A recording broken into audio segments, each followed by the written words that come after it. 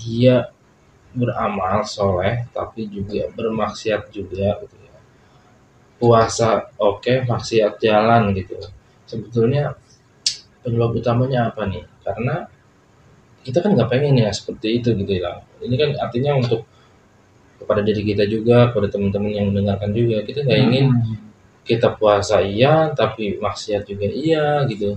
Sebenarnya penyebabnya apa ya, biar kita itu nanti bisa menemukan solusi nih agar kita tidak seperti itu lagi gitu. Karena yang namanya sebab kan tadi kata antum bisa menyebabkan suatu kepastian.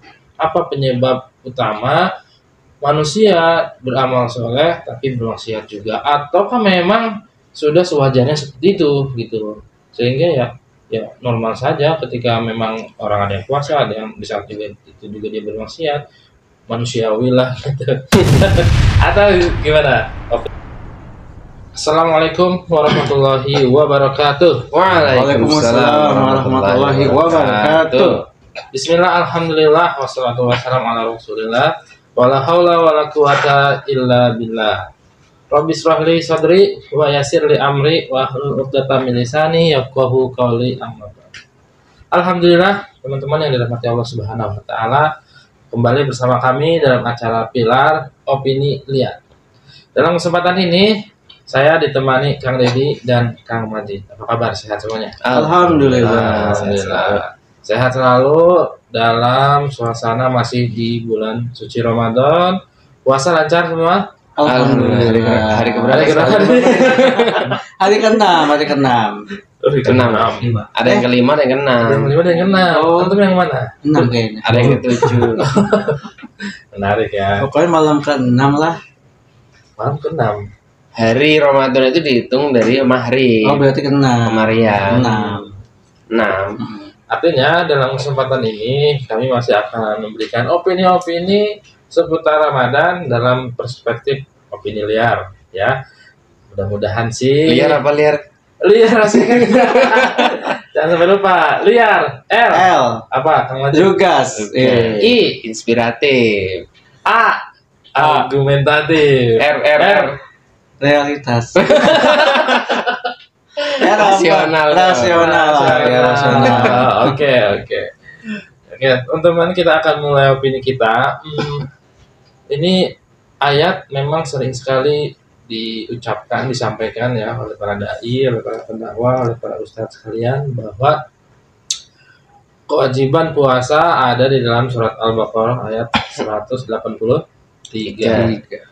Yang dimana di akhir ayat tersebut dijelaskan bahwa tujuan dari puasa itu adalah la'allakum tattaqun, agar kalian menjadi orang-orang yang bertakwa. Pertanyaan besar yang ini sebetulnya berawal dari keresahan saya juga nih. Iya. Jadi pertanyaannya adalah apakah bisa gitu ya, dengan atau cukup ya, bahasanya apa yang biar pas ya, apakah cukup dengan orang itu melaksanakan ibadah puasa kemudian dia mendapat gelar takwa gitu, mendapat predikat tattaqun, orang-orang yang bertakwa. Itu pertanyaan yang nanti silakan teman-teman sampaikan opininya, bisa mulai dari ayat tersebut ya, dari maksud dari ayat tersebut seperti apa biar kita juga nggak salah nangkep. Kemudian juga dari takwa itu sendiri, apa sih sebetulnya takwa gitu ya. Dan nanti akan bisa terjawab mudah-mudahan nih pertanyaan saya ini, apakah cukup dengan kita berpuasa kemudian kita bisa mendapat gelar takwa. Dari Kang Majid dulu ya. Kang Majid. Tumben. Enggak apa-apa. Awalan deh Kang Majid. Iya. Tentu apa sih ya dari perspektif opini Kang Majid berkaitan dengan surat Al-Baqarah ayat 183 tadi, di mana di situ Allah menjelaskan tujuan dari puasa adalah la'allakum tattaqun, agar manusia menjadi orang-orang yang bertakwa. Yang antum pahami apa dari ayat tersebut kira-kira? Dari opini Kang Majid. Oke, baik. Untuk dari ayat tersebut ya, insya Allah itu ayat itu pasti di kalangan masyarakat itu udah familiar banget ya, iya. Hafal ya. Hafal insya Allah. Dan sering juga dipakai para ustadz-ustadz untuk kultum dan lain sebagainya. Jadi predikat takwa itu menurut Al-Baqarah 183 itu maksudnya takwa itu ya benar-benar berserah diri kepada Allah ya, bukan hanya dia berpuasa paginya bisa menahan, malamnya pacaran, itu gimana? Apakah itu bertakwa? Nah terus dia sholat tapi riba, itu gimana? Walaupun sekarang itu riba itu kayak sama-sama ya, misalkan kalau misalkan kamu mau punya ya harus riba gitu, tagline-nya seperti itu kan, bahasanya gitu. Jadi predikat ketakwaan kepada Allah SWT adalah harus senantiasa hal-hal yang tadi itu ya dipangkas dong, kayak pacaran ya, makan B2 misalkan. B2 kan pasti kan udah itu tuh lagi viral tuh ya. Tapi walaupun begitu kebanyakan kaum muslimin sebetulnya lebih takut makan B2 atau babi aja ya, terus terang aja ya, daripada mabok-mabokan minuman homer gitu. Artinya kalau minuman homer, mabok-mabokan gitu ya, itu seperti sudah familiar sekali gitu, kayak wajar lah, normal gitu. Sedangkan kalau makan babi itu kayak masih ini juga gitu, kecuali yang udah parah banget ya, masih ada takut gitu. Ya, ini juga kan bahkan ada di penjara gara-gara makan babi ya. Wah, iya.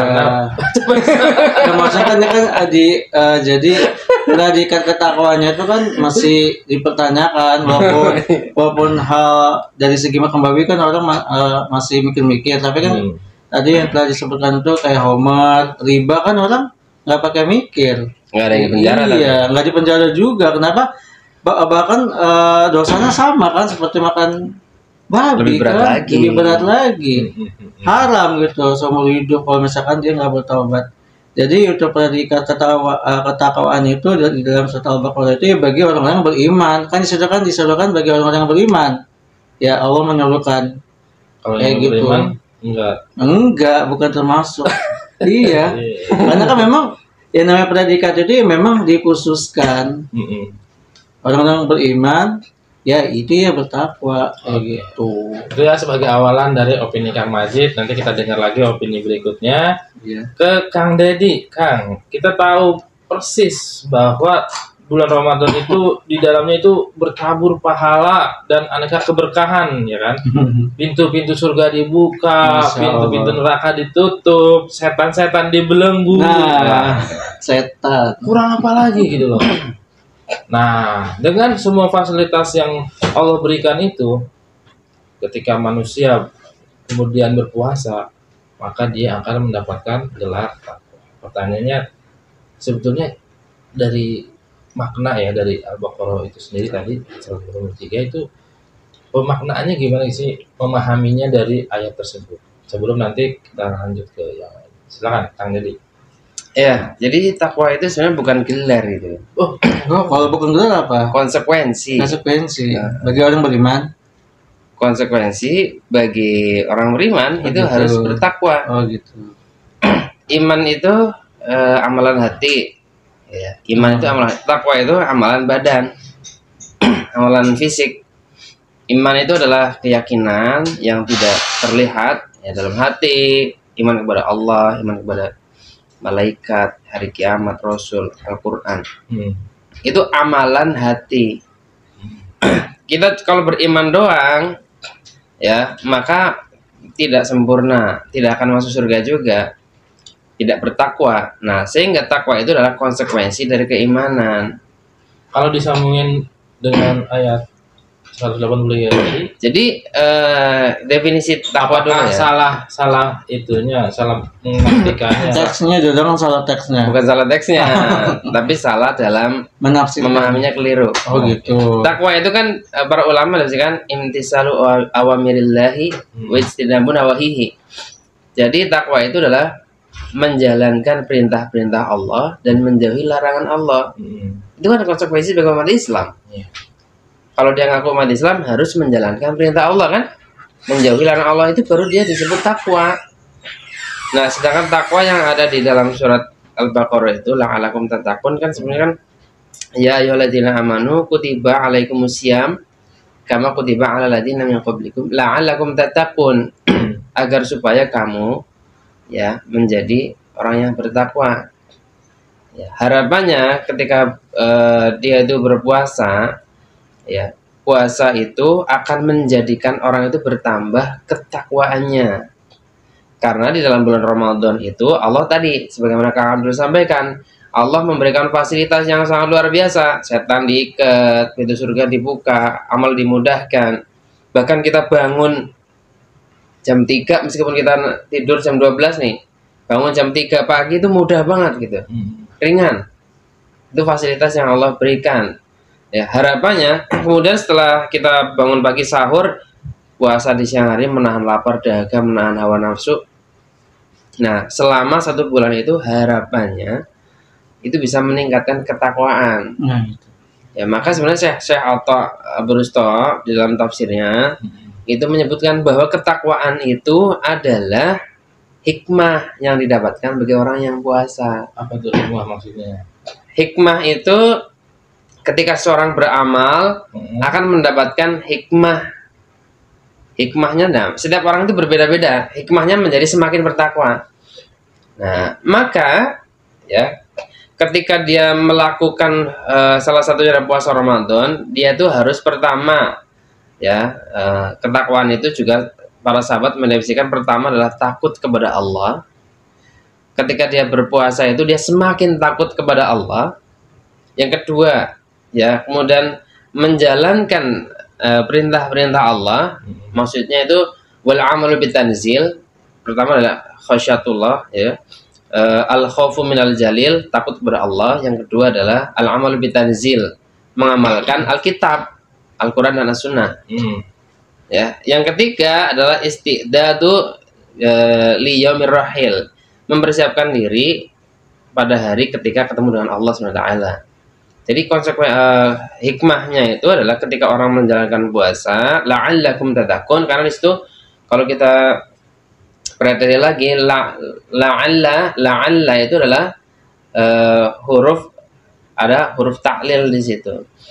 Ya, sehingga menjadikan makna takwa itu bukan akibat dari puasa Kemudian orang itu jadi takwa.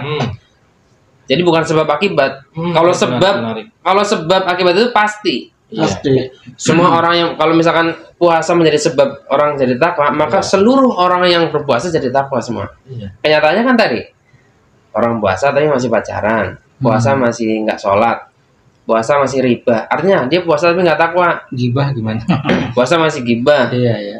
Ya, berarti dia puasa tapi tidak ketakwa. Berarti puasa bukan sebab jadi orang jadi takwa. Bukan sebab. apa karena salah puasanya mungkin dia tidak. Bukan salah puasanya, memang puasa sendiri itu diperintahkan sama Allah. Sedangkan takwa itu adalah hikmah. Nah, hikmah itu akan didapatkan kaum yang beriman, kaum muslimin. Dan ya kenapa disebut hikmah? Karena setiap orang mendapatkan tingkatnya berbeda-beda. Tingkat ketawanya, orang sama-sama puasa. Ada yang semakin takut sama Allah, semakin kuat. Ada yang biasa-biasa aja.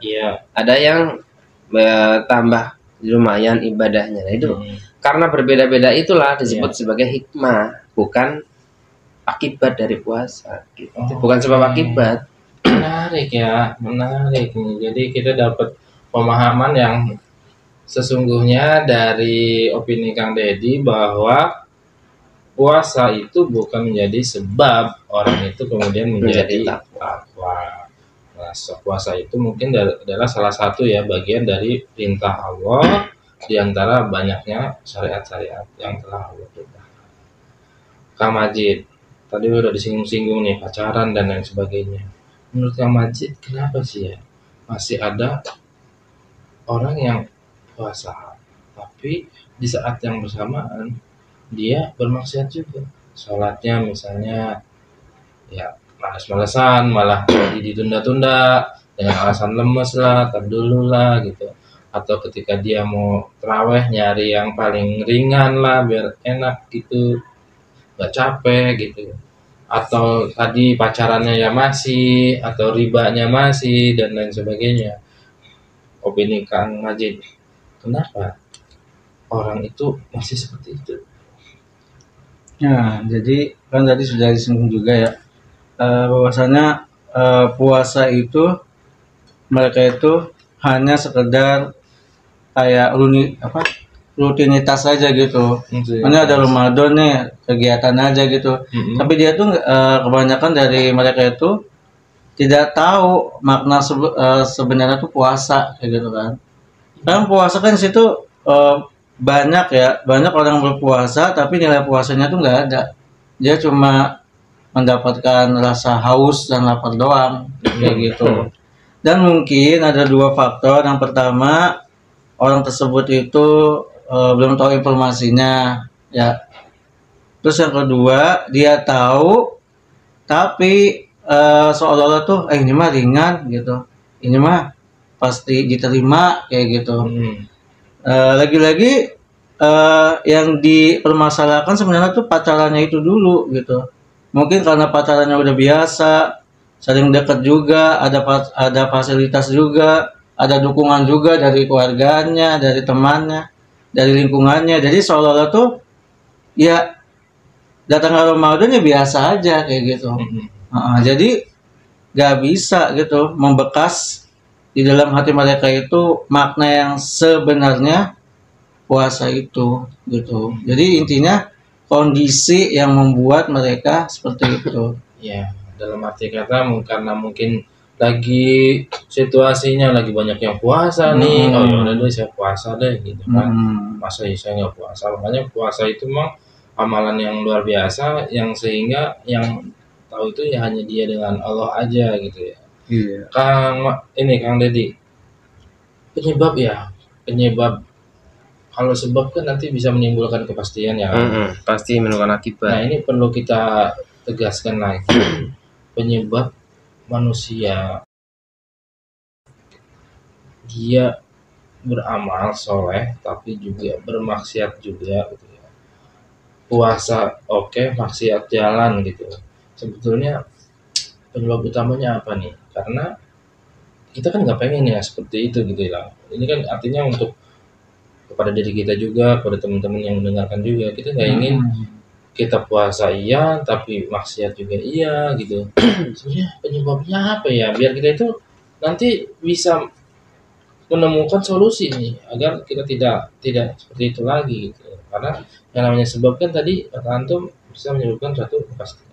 Apa penyebab utama manusia beramal soleh tapi bermaksiat juga, ataukah memang sudah sewajarnya seperti itu gitu, sehingga ya normal saja ketika memang orang ada yang puasa, ada yang di saat juga itu juga dia bermaksiat, manusiawi lah gitu. Atau gimana opininya kan? Ya sebenarnya itu sesuatu yang tidak wajar ya, apalagi itu dilakukan pada bulan Ramadan, yang mana tadi sempat disinggung juga pada bulan Ramadan itu setan-setan dibelenggu. Itu dia. Nah, itu Sufidat as-sayatin, setan-setan dibelenggu. Makna itu dulu deh, makna setan-setan dibelenggu. Jadi setan sama Allah SWT itu sudah dibelenggu. Ya, akan tetapi sama manusia malah dilepas. Bisa gitu dilepas. Yo, berarti dia tuh Bisa mengalahin Allah atau mungkin Allah tuh sudah ya tadi kiasan kan, mungkin. Iya, jadi fasilitas dari Allah itu setan itu sudah dipersulit lah untuk menggoda manusia.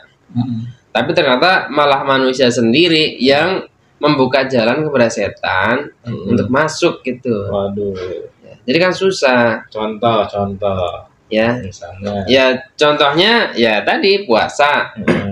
Ya puasa itu Allah sudah membukakan fasilitas, dimudahkan dalam ibadah, urusan ibadah tuh.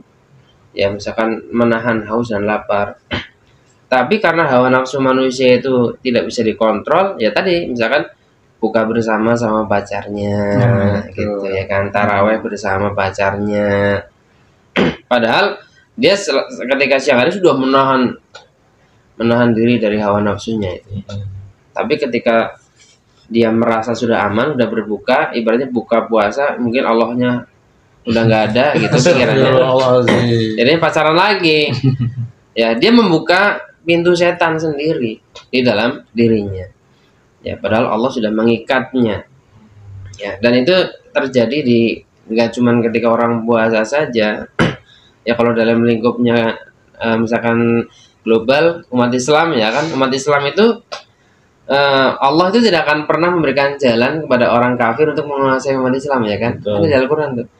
Tapi malah manusia sendiri yang membukakan jalannya gitu. Jadi memang segala sesuatu yang terjadi di muka bumi ini Allah sudah men-setting sesuatu itu positif, manusia sendiri yang melaksanakan kemaksiatannya sehingga setan dengan mudah. Ya, kembali kepada kenapa orang-orang bisa beribadah tapi tetap maksiat, ibadah maksiat, ya kan? Itu faktor utama, itu zaman dulu itu nggak pernah terjadi kayak gitu. Zaman dulu ya, ketika Rasulullah SAW, para sahabat, generasi terbaik, tabiin, itu nggak wajar banget kalau orang kayak gitu. Sekarang dianggap wajar. Kenapa? Karena orang-orang zaman sekarang sudah kepalanya terracuni sama racun yang namanya sekulerisme. Nah itu jadi Ya, sekulerisme itu fasluddin anil haya, memisahkan antara agama dan kehidupan. Udah susah. Jadi pemikiran mereka itu agama ya, ibadah itu urusan di masjid, urusan pribadi, sedangkan urusan muamalah, urusan pergaulan dengan orang lain, sosial, pendidikan, bahkan negara tidak boleh diatur pakai agama. Ini menyebabkan orang itu dia puasa nih secara individu, puasa kepada Allah SWT. Tapi dalam hal muamalah dia tetap berhubungan pacar-pacaran sama lawan jenis yang bukan mahramnya. Ya, bahkan ketemuan makan bersama itu kan interaksi sosial. Interaksi sosialnya nggak mau diatur sama agama. Urusan individu diatur sama agama. Akhirnya apa? Dia ibadah tapi maksiat jalan.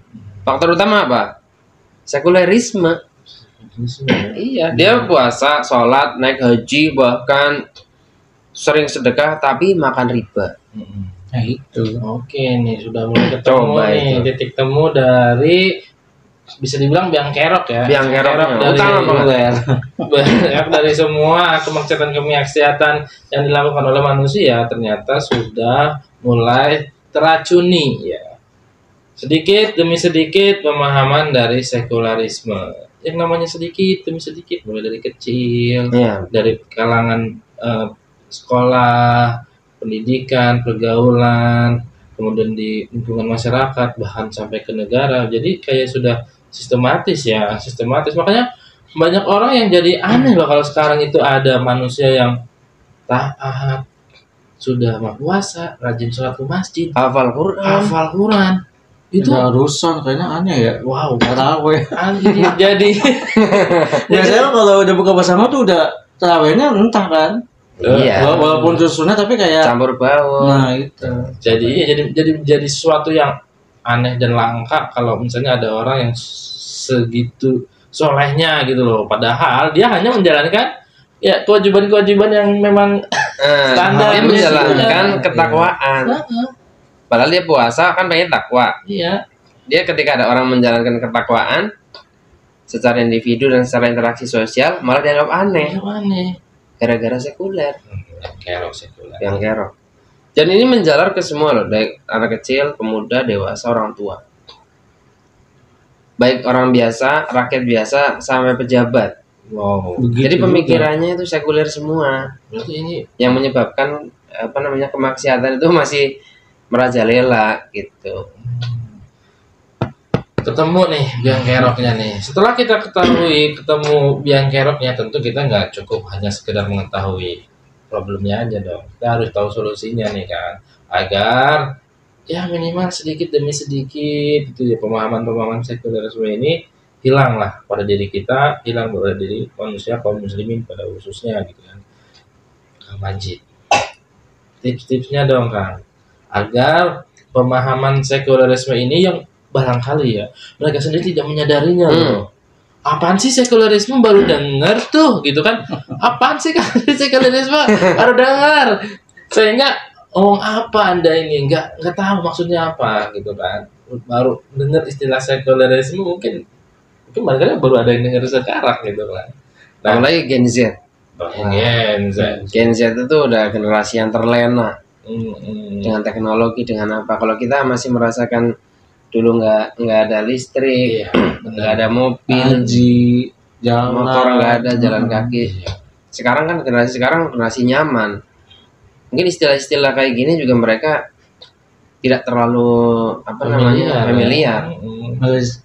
Sehingga iya tadi lihat orang taat itu asing gitu. Aneh. Aneh ya orang taat itu. Apaan sih? Aneh banget.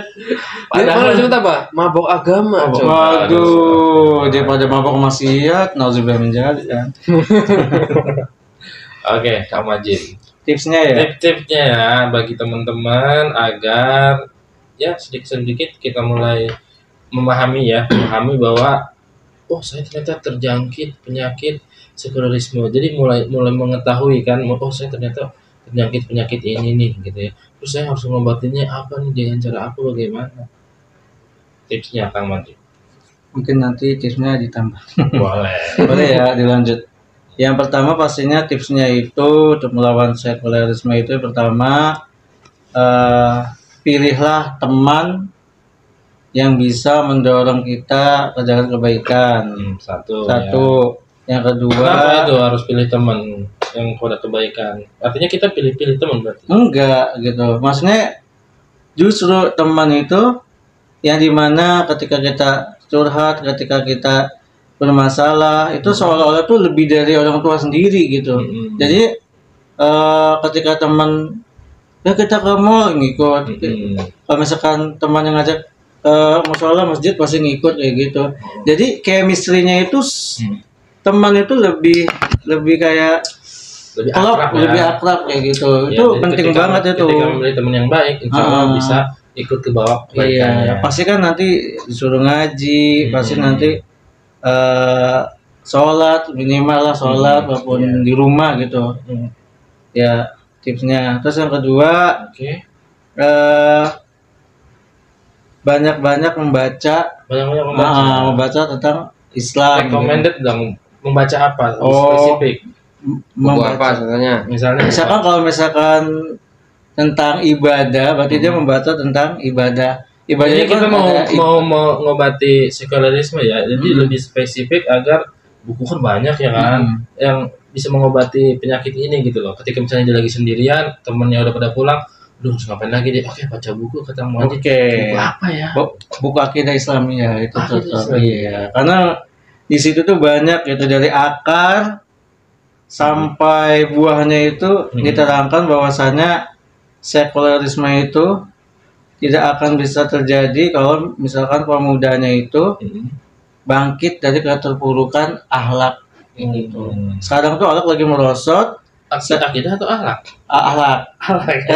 Akidah. Akidah. Masalah kalau sekarang Akidah dan akhlak. akidah dan akhlak masalahnya digabung gitu. Akidah sama akhlak padahal kan akidah sama akhlak kan beda ya. Tapi Iya. di sini mah digabung gitu. Kalau alam lah. Kira-kira sekuler jangan-jangan. Nah, disitulah. Jadi segala sesuatunya itu harus bisa memadamkan situasi ketika kita dianggap soalim dan lain sebagainya. Memang itulah yang dianggap Oke. asing bagi mereka. Oke, ada 2 tips dari Kang Majid. Yang pertama, pilihlah teman yang baik yang bisa mengajak kepada kebaikan. Yang kedua, sering-sering membaca buku. Rekomendasinya tentang akidah. Oke, Kang Dedi, kita udah berada di penghujung video kita. Tips dari Kang Dedi bisa melanjutkan dari Kang Majid, tambahan-tambahan agar teman-teman mulai menyadari dan ingin hijrah memperbaiki dari penyakit sekularisme tadi. Iya, bagus. Jadi kita tadi memilih teman yang benar, teman yang pas gitu. Artinya teman itu adalah teman dekat. Ya, karena menurut penelitian kan orang itu teman dekatnya paling tidak sampai lebih dari 5. Wow. Teman aja. Ya, cuma segini doang. Iya. Satu Kang Yuda. Teman-teman yang lain sekedar kenal. Iya. Yang paling dekat itu maksudnya sering interaksi, kemudian sering ngobrol, sering curhat. Itu disebut sebagai teman. Nah, kalau makanya Rasul mengatakan orang itu tergantung dengan siapa dia berkawan. Nah itu. Kalau dia berkawan dengan tukang parfum ya wangi, berkawan dengan tukang pandai besi ya bau keringat, bau besi. Nah, kenapa? Maksudnya kawan itu teman dekatnya. Jadi karakter orang terlihat dari teman dekatnya itu seperti. Kalau teman dekatnya tukang mabok ya berarti dia tukang mabok. Tapi kalau kenal saja, nah itu nggak masalah. Antum kenal sama ini nggak tukang mabok? Kenal ya, kenal doang tapi nggak terlalu dekat. Jadi pertama milih teman itu betul sekali, kemudian baca buku. Nah, kemudian tips untuk selanjutnya untuk agar kita terhindar dari sekularisme. Pertama, karena sekularisme itu adalah pemahaman umat teman-teman kita itu sejak kecil. Jadi sejak kecil kita dikasih informasi tentang sekularisme, pemisahan antara agama, kehidupan nggak boleh dari agama. Itu ya? Iya dari kecil, dari kita SD, SMP, SMA. Sistematis. Itu kurikulumnya sekuler. Nggak ada yang Tapi kita nggak sadar ya. tanpa disadari, sehingga ketika dia orang lulusan baik lulusan SD, SMP, SMA atau dia lulusan kuliah S1, S2, S3 pasti dia berpikiran bahwa pengaturan kehidupan itu tidak boleh pakai agama. Itu ciri-ciri orang yang terkena paham sekuler. Nah, gimana tipsnya? Maka tipsnya dia itu harus ketika orang sudah berpaham seperti itu harus didatangkan pemahaman pembanding. Dia harus mencari pembanding. Oh, sekarang saya memahami sekularisme itu seperti ini, bahwasanya kehidupan nggak boleh diatur pakai agama, negara nggak boleh diatur pakai agama. Ternyata ada pemahaman lain, bahwasanya ada yang memahami bahwasanya kehidupan itu harus diatur dengan agama, negara juga harus diatur dengan menggunakan agama. Nah, harus fair cara mempelajarinya. Ini dipelajari secara menyeluruh dan pemahaman tentang yang satu, misalkan pemahaman tentang negara harus diatur pakai agama, segala aspek kehidupan harus diatur dengan agama, dia juga harus mempelajarinya dong. Nggak boleh berpandangan sebelah. Ketika dia sudah memiliki pemahaman sekuler, kemudian menganggap pemahaman lain salah, nggak boleh. Pelajari dulu apakah itu salah atau benernya. Kita pelajari dulu, nanti kita bisa mengkritisi bareng-bareng antara satu pemahaman sekuler, kedua pemahaman Islam misalkan yang mengatakan harus seluruh aspek kehidupan pakai agama, atau pemahaman komunis nih. Karena memang di dunia ini cuma 3 itu. Antara sekuler, Islam, dan komunis. Pelajari semuanya secara mendalam sehingga kita bisa membandingkan antara sekuler, Islam, dan komunis.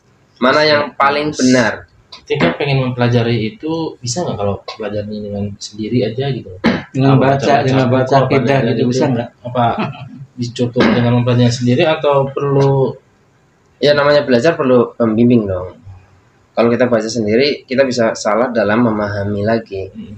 Maka memang untuk mencari pembanding pemahaman pembanding itu kita harus ketemu dengan orang yang tepat, yang benar-benar memahami itu. Jangan sampai, kalau sekarang kan contoh saja ya, orang-orang Eropa itu sejak kecil mereka dikasih pemahaman apa? Islam itu buruk, Islam itu teroris, Islam itu pembunuh. Benar-benar.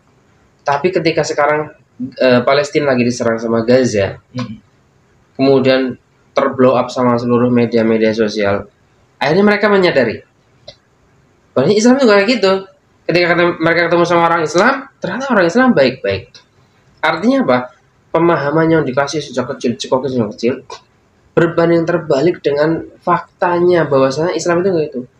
Mereka kita dunia dipahamkan bahwa teroris itu yang pakai sorban, pakai jubah, ya jenggotnya panjang, celana cingkrang, selalu ngomong Allah Akbar. Pokoknya Tapi pada kenyataan sekarang teroris apa? Pakai dasi, ya, pakai jas, ya, kemudian membunuh anak-anak, ibu-ibu dibom, ya, orang tua dibom. Ternyata teroris itu bukan orang yang bersorban, tapi orang yang pakai jas.